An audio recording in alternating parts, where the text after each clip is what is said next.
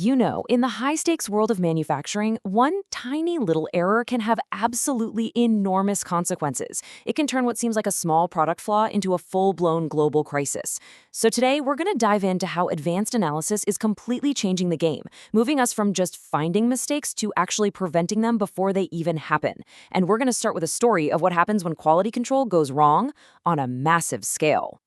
And it all starts with something like this. A single, faulty component, the Takata airbag inflator, kicked off this huge, dangerous, and incredibly expensive failure. This wasn't just some minor inconvenience. It put customers in real physical danger.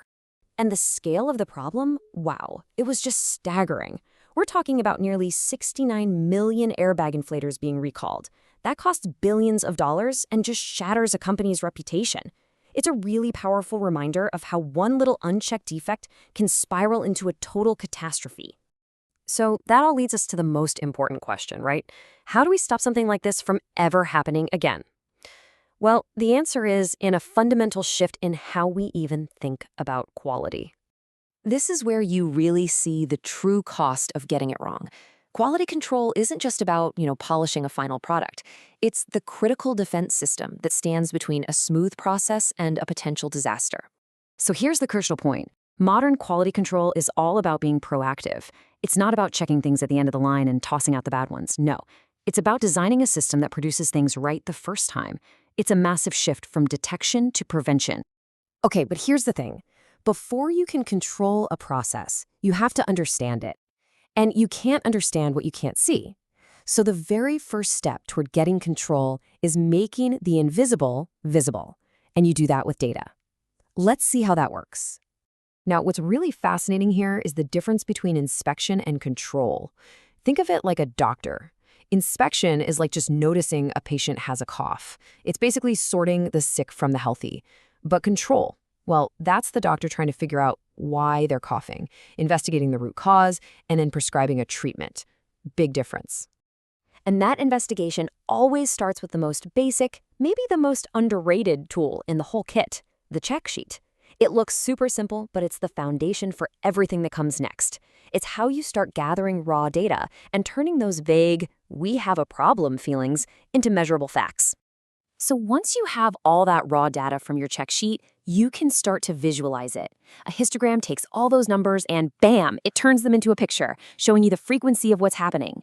You can immediately see patterns. You can spot where your most common problems are, and you can identify those weird outliers that need a closer look. But, seeing a pattern is just step one. To actually fix the problem, you need a plan, a roadmap for your investigation. And that's where frameworks come in. They give you a structured way to make sure you're digging deep and finding the true root cause. And one of the most powerful frameworks out there is Six Sigma's DMAI6 cycle. It's this 5-step data-driven method. You define the problem, you measure how things are going right now, you analyze the data to find out why it's happening, you improve the process based on what you found, and finally, you control the process to make sure it stays fixed. And while every step is critical, that one in the middle, analyze, that's where the real detective work happens. Oh yeah. This is where all the value is unlocked. This is where you turn raw data into actual intelligence. The analyze phase is all about using statistical tools to get past the symptoms and find the underlying disease in your process. It answers the big questions: where, when, and most importantly, why are these defects happening? But as our processes and problems get more and more complex, our toolkit has to evolve right along with them. You're going to need more than just the basics to tackle the really sophisticated challenges. So you have the 7 basic quality tools. Think of these as the absolute essentials.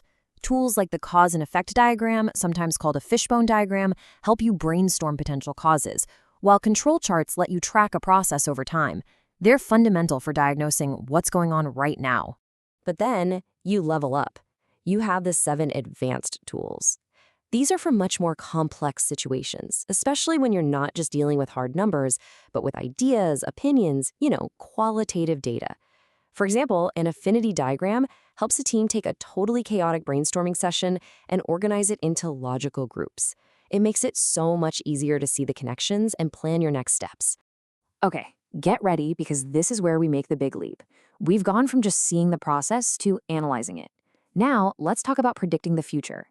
For decades, quality analysis was kind of like trying to drive a car by only looking in the rearview mirror. You were always looking at what already happened, comparing this month's data to last month's data, and reacting to problems after the fact. But today, modern data analytics completely flips the script.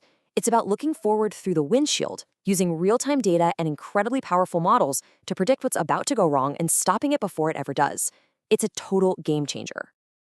And just look at the kind of power we're talking about here. With modern analytics, you can spot issues coming from your suppliers way upstream. You can model potential failures before they happen. You can even have the system tell you the exact process changes you need to make to prevent defects. It's the difference between a routine checkup and predictive genetic analysis that tells you what health risks to watch out for down the road. So when you can do all of that, quality is no longer just a cost you have to deal with or some box you have to check. It becomes a powerful, strategic, competitive advantage that improves your reputation, boosts your efficiency, and really drives sustainable growth.